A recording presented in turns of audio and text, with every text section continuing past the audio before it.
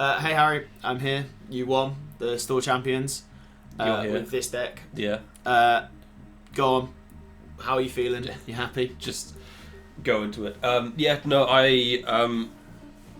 happy. Well, I am very happy with the deck. Although I feel like we have another tournament coming up on Sunday, and personally, I feel like I kind of want to change my deck entirely. This deck is still really, really good, and I'd recommend playing it. I just think that there are some matchups that it just doesn't win, and I mean, I know that one of our friends is playing that deck that is an unwinnable matchup, so I just think that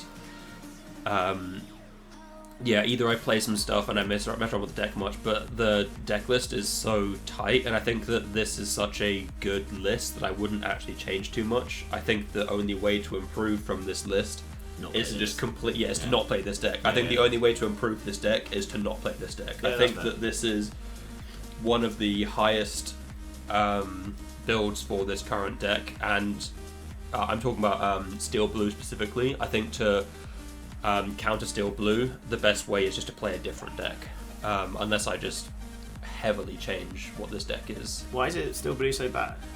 Because they have a really good endgame, because they just ramp and then they do stuff, and then by the time they play a whole new world, or they force you to play a whole new world, they have like 10 ink and you have like 5. Yeah, so they can just outplay you basically, and there's not much you can do about it, because unless you really, really beat them in the early game. And that's the one thing I'm thinking about changing, is maybe adding Captain Hook and Mr. Smee, just to make the early game for this deck just really disgusting.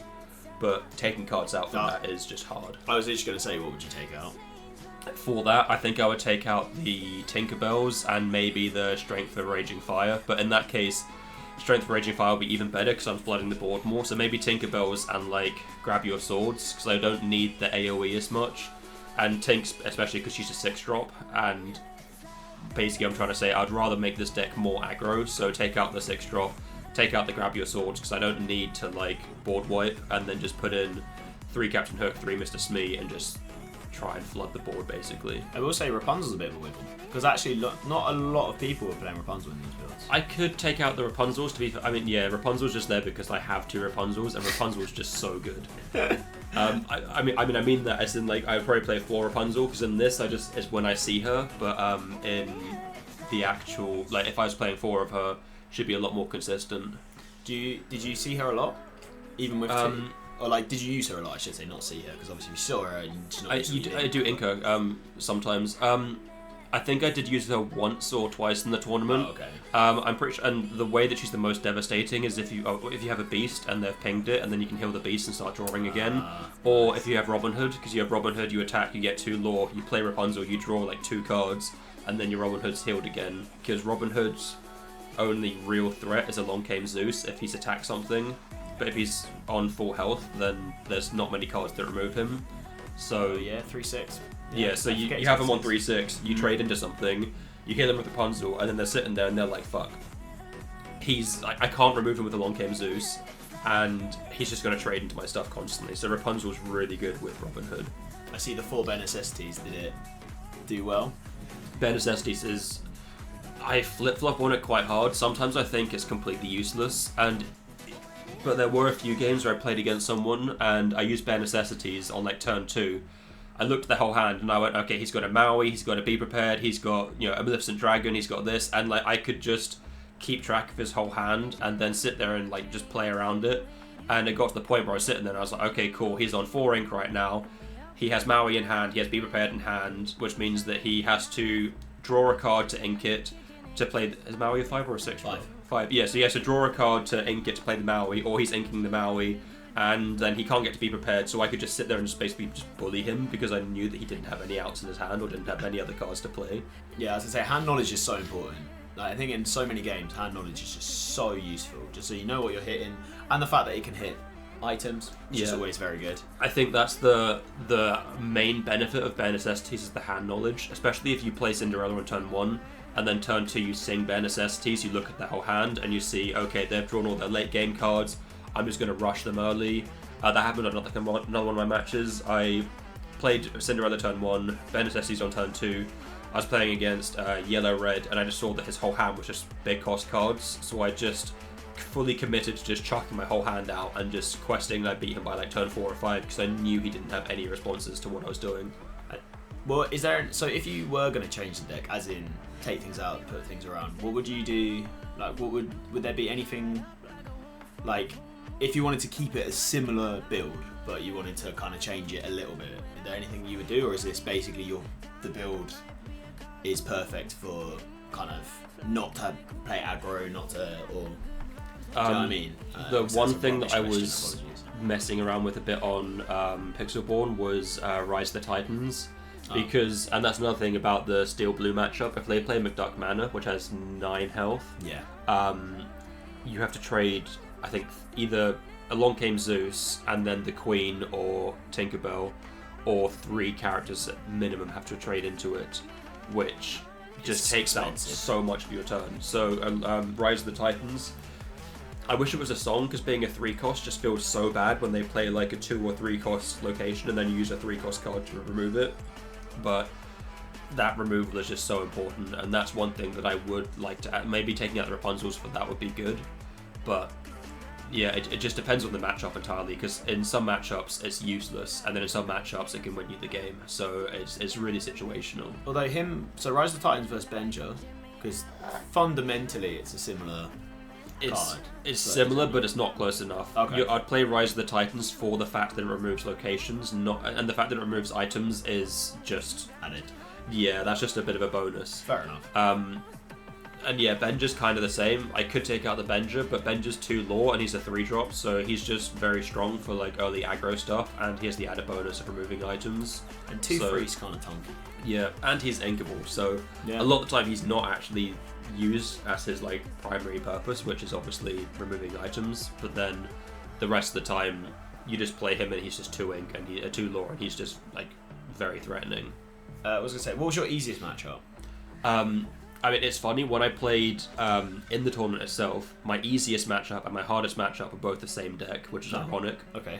It was the people call it Jafar Wheel. I don't really know, like but yeah, the Jafar draw deck, because the first time I played against them on the second round, I just 2-0'd them. I have so much removal. I've got the Storm Rage on. I've got because they play the 3/2 Jafar and try and shift the big one on top of it. So you let the Storm Rage on to deal 2 damage. You can do Strength of Raging Fire. You can Along Came Zeus them. You can grab your sword. So just the first time, every time they played any Jafar, I removed it.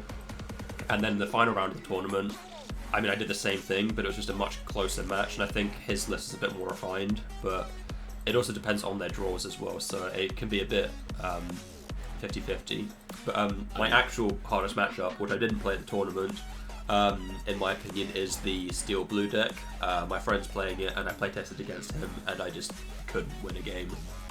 I mean, it's a huge deck. I mean, when you're spamming out big cards as well, this deck doesn't really have that much big removal, except maybe Cinderella is the only one I can think of. Cinderella's really good. Along Came Zeus. Along Came Zeus deals 5. 5 is a lot of damage. Yeah, it's mainly Along Came Zeus is the big removal. But yeah, if they play something like Tam of Toa, they play that, and you start sweating, because especially if they've just played it and they're about to get 5 ink next, 5 lore next turn.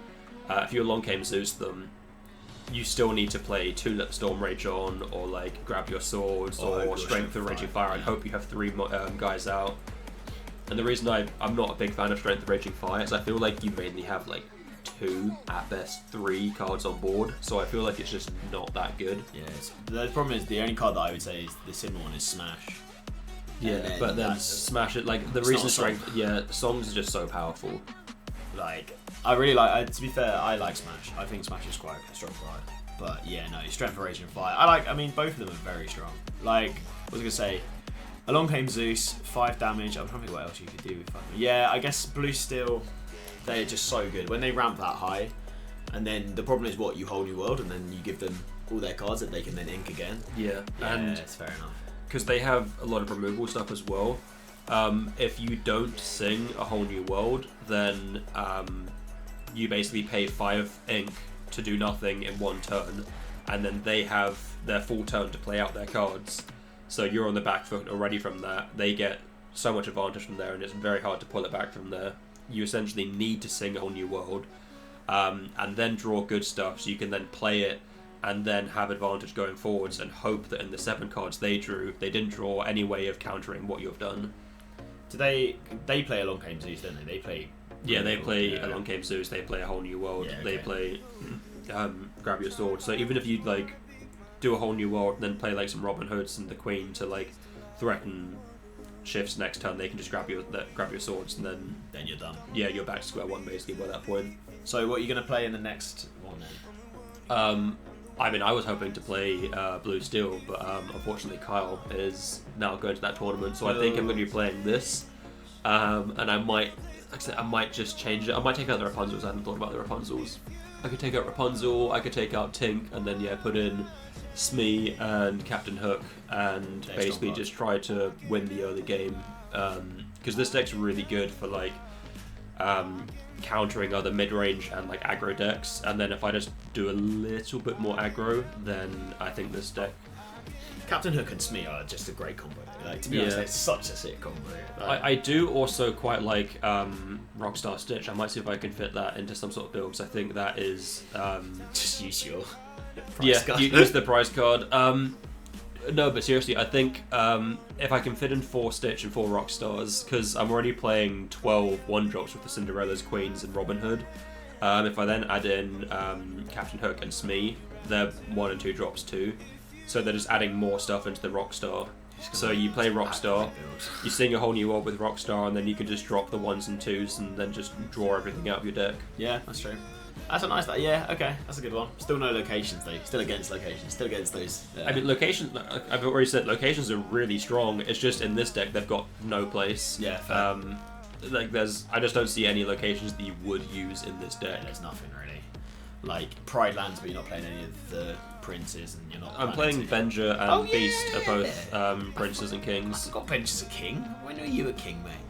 Probably was. I don't know. Probably in his. Yeah, is he from Raya? Yeah. Is he? Oh, I thought he was from Mulan, but you might be right. He might be from Raya. I haven't ever seen Raya, so. I've never seen Raya. I mean, he might be from Mulan. I don't think he's from Mulan. I don't recognise him. I'm honestly being a bit terrible there, just because I'm like, maybe with his name. It's the only reason I'm going for Venger, because I'm like, maybe Mulan. I think it is. I think you're right. I think it could be Raya. I don't know where Raya's based. I mean, it's dragons and stuff, so I think it's quite like it's Chinese. Chinese, yeah, so it could be Venger there. That makes sense. But apart from that, thank you very much. Do you think you're going to win the next one? I mean, I'm not as confident as I am with this one, but because Luke's going along, Luke, you did, I think, in the previous video, he's also a store champion. Yeah. Carl's going along, which means that if I play against him, I am always guaranteeing that he will win. I don't think there's many situations I can play out of, even knowing what he's playing. I still don't know. You're going, so that's 3 wins. So I think I'm going to get top 4 easily. But coming first, I think might be a bit tricky. Yeah, we'll see. I don't know what I'm playing. Like, I think it's Red Blue. I think I will play Red Blue. I like Red Blue. But yeah, thank you very much. No worries. And then on Sunday I might have another deck profile for you. That'd be fun. Which will be the exact same deck with like 2 cards changed. And you'll be like, yeah, this is really good. This is it. This is the one we're keeping. Then I'll be like, no, I'm going to switch back to the old one. This was shit. Rapunzel was so good. Thank you very much.